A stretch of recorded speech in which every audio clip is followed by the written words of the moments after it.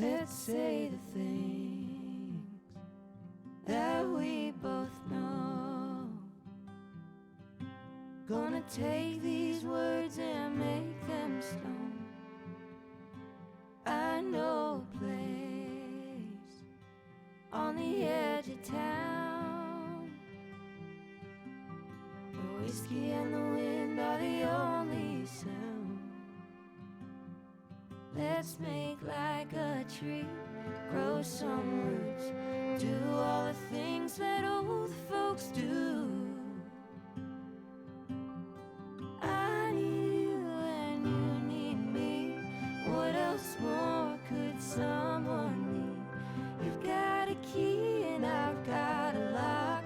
Let's build a house upon a rock. Let's build a house upon a rock.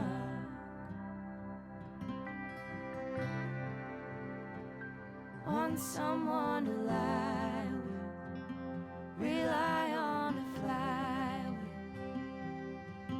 Wanna drive all night and head out west. Get lost in Montana, find the Santa Ana.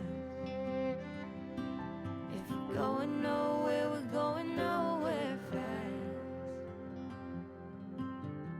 Hard times come and hard times pass.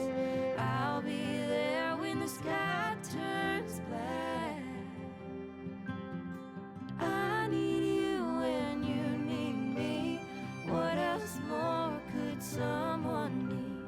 You've got a key and I've got a lock. Let's build a house upon a rock. Let's build a house upon a